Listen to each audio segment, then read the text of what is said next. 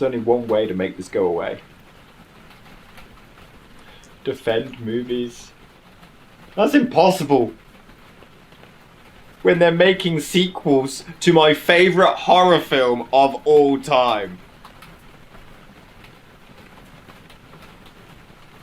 A few years ago, we took a look at The Fly.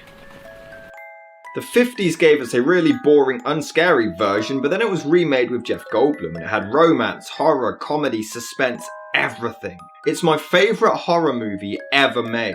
But hey, Gina Davis's character Veronica was left pregnant with this fly baby at the end, so naturally a sequel was almost immediately in the works. Originally it was actually going to be about a new cloning invention rather than teleportation, and Seth, originally played by Goldblum, was going to be resurrected. Keanu Reeves was approached to play the lead, but he turned it down until Eric Stoltz was asked. Stoltz refused as he hated the script, but it was then that the resurrection angle was dropped and it was completely rewritten, leading to Stoltz signing on. David Cronenberg, who directed the original, was unable to come back, but he did go on record by saying that he didn't like the final film. Sam Raimi was also approached to direct due to the success of The Evil Dead, but he lost the job after writing a script that had far too much comedy involved. Gina Davis was also asked to come back as Veronica, but she literally dies in the first scene, which she hated and refused to do. John Getz is the only one who returns as the bearded douchebag guy, but fans and critics alike slated the production, many finding the story dull, relying on gross effects, and just boring with no heart, soul, or originality.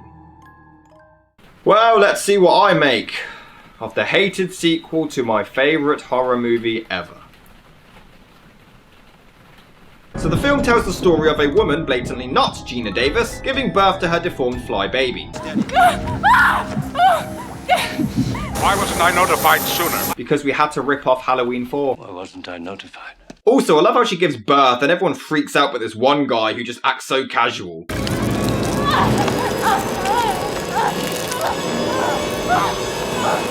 Oh yeah, standard.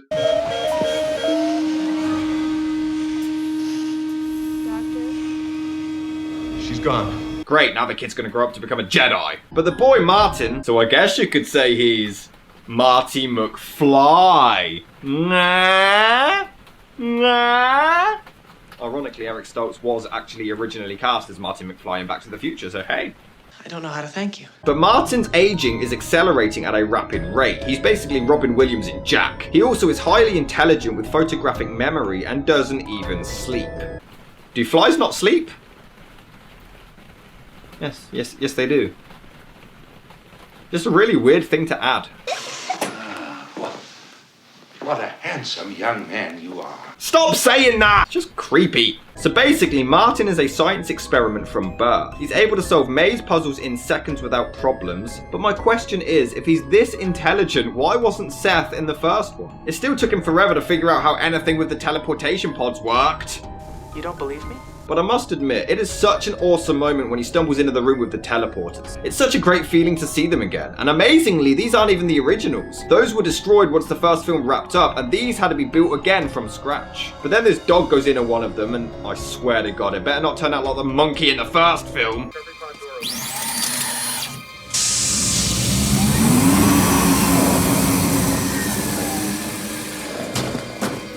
It worked! He's moving around! Oh, thank God.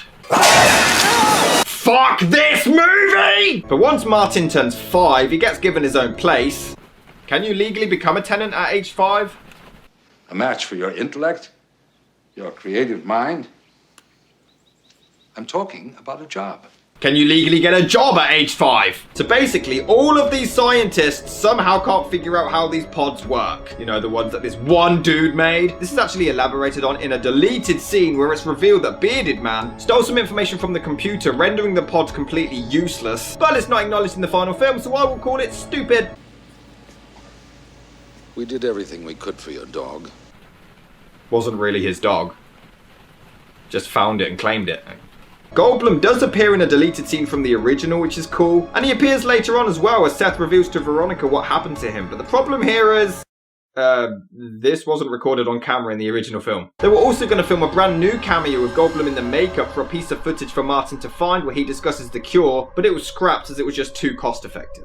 Great. Oh, and all these scientists, and it's a 5-year-old who fixes the damn things. How embarrassing. But he does mess up trying to teleport a cactus, so ha! Cocky git. In an attempt to fix the pods, they always seem to pick the most adorable things to transport too. It's never an ugly-ass warthog or something, either a cute dog or a kitten. He soon falls for a woman named Beth, played by Daphne Zuniga, and they end up banging. He's 5! He's 5! But it turns out they bugged his entire apartment and have been watching him the whole time. Martin, I was transferred. They found out about us. Bartok knows about us. How could he? We never told anyone. Because he saw us. He videotaped us in bed. He's 5! And then he shows up at the office in about 20 seconds flat. How the hell did he do that? Are they next door? He's also been taking injections all his life to slow down the transformation process, but it turns out that they were all fake. The company knew he would deteriorate and planned this since birth.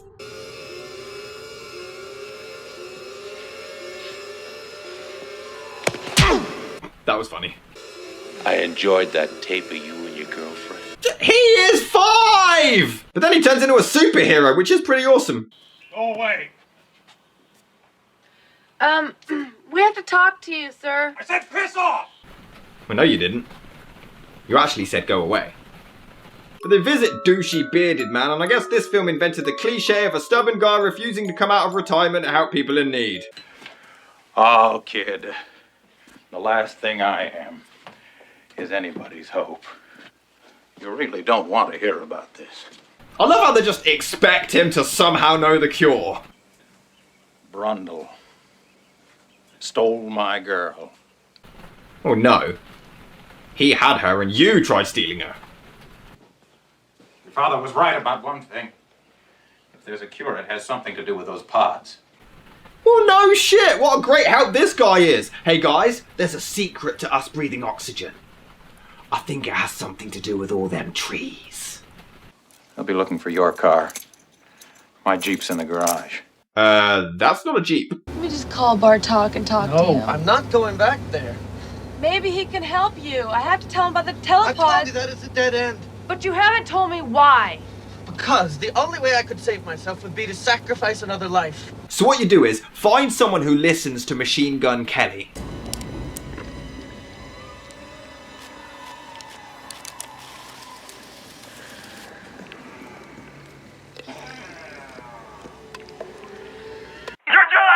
Oh no, his fly's undone. But then the film goes from the fly to the goddamn thing.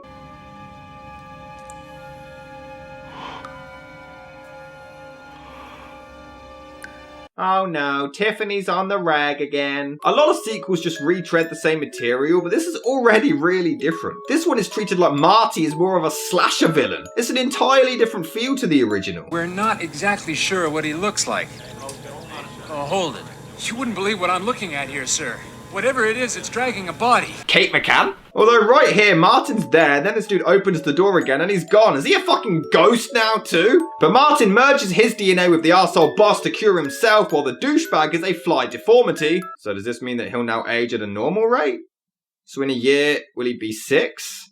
Or 19, like how he looks? What does this mean? Oh, and they keep the boss alive, hoping for a Fly 3, which only happened in comic book form, and it ends with a fly landing for a nice little touch. Right off the bat, you really do feel sorry for Martin. He finds comfort in a dog and just feels completely alone. How can you not sympathise with the guy? It's quite heartbreaking.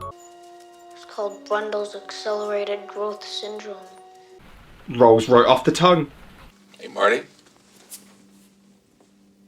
What's a good word? Got yourself a girlfriend now?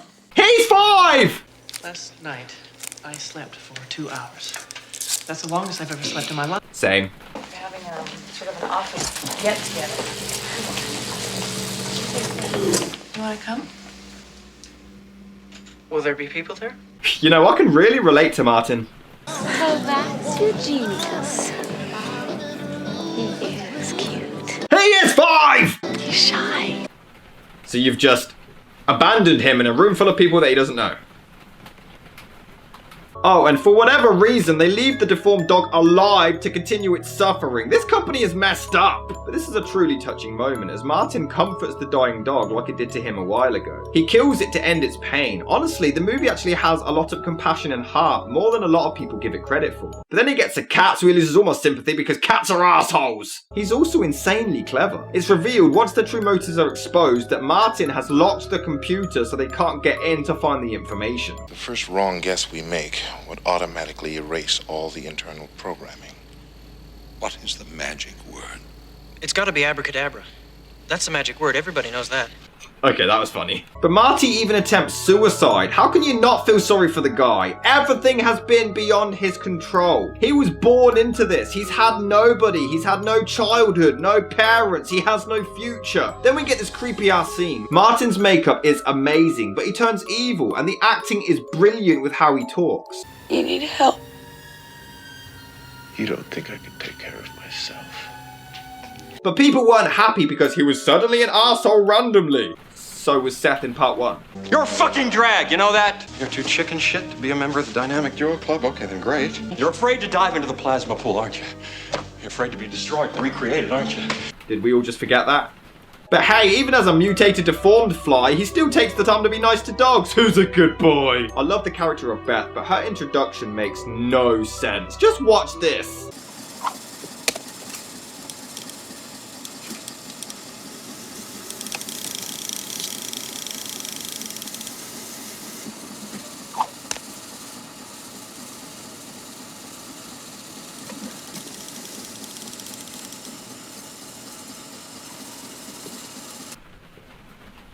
Why was she doing that? It's never explained. Not once. They just say, oh, she likes going fishing. So that automatically means she likes casting fishing rods around the corners in office building corridors. What? Yes. It takes a while for me to get to like her, though, because she just seems a bit dense. But I enjoyed meeting you, Martin Brundle. She works there, and she doesn't know the name of the deformed hybrid 5-year-old fly guy.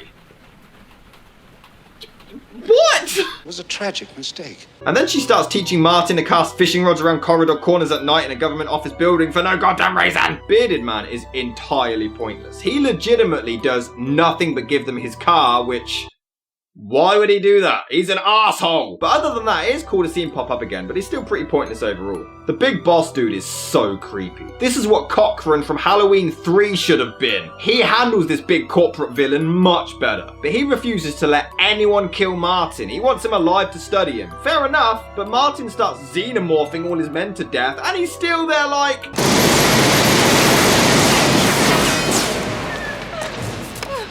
I want him alive, damn you! Stop being an idiot! But by the time they square off, you really feel like you've gone on this journey with them, and this showdown just means everything. Martin, I know you can understand me. Don't do anything rash. I won't hesitate to kill you in a second if I have to. Oh, really? Now you want to kill him? It's not even like he tries to kill him out of self-defense. He has him down and could easily try to lock him back up, but nope, straight for the gun. So him not wanting to kill him earlier makes no sense. But this just makes it that more satisfying when he drags the arsehole into the pod with him and signals for Beth to initiate it. It's a team effort. She's not a damsel in distress. She's a very strong character, and I love it. My lord, Eric Stoltz is absolutely incredible in this. I have no idea how he isn't one of the biggest stars of all time. Once he realizes that he's been filmed this entire time, along with the amazing makeup, he is flawless. I'm actually at a loss for people who found it boring or heartless. It's so human. Marty discovers that they planned his death since birth, and he's heartbroken because the boss of the entire operation was practically a father to him. And his acting here is some of the best I have ever seen. This was planned from the day you were born. We'll do everything we can to make it as painless as possible for you.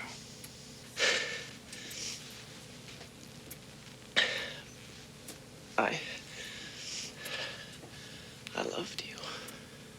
If anything, you actually feel more sympathy for him than you did with Seth in the original. Of course he's lying. This is one of the, if not the, best scenes in the film. Marty is full on deformed and fly-like and tries to talk to Beth, but she's terrified and is obviously reluctant to do so. The acting on both sides is phenomenal. There is so much emotion, and I love that Beth never gives up on him, not once. She's not a weak-minded character. She's scared, but she still sticks by him no matter what. What's wrong?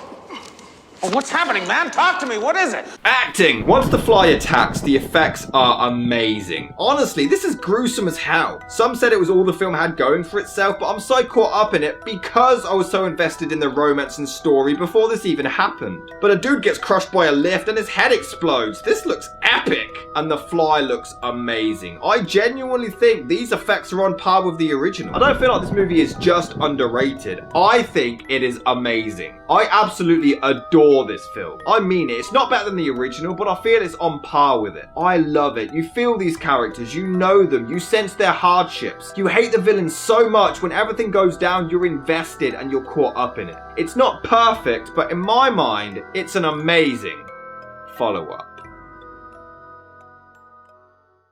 I did it. I found a sequel that's actually amazing. This just changes everything. This has turned the entire month around for me. I'm starting to see the silver lining. Rainbows are out, birds are singing. There's unicorns and bunny rabbits. This month has changed my life. The Fly 2 has changed everything.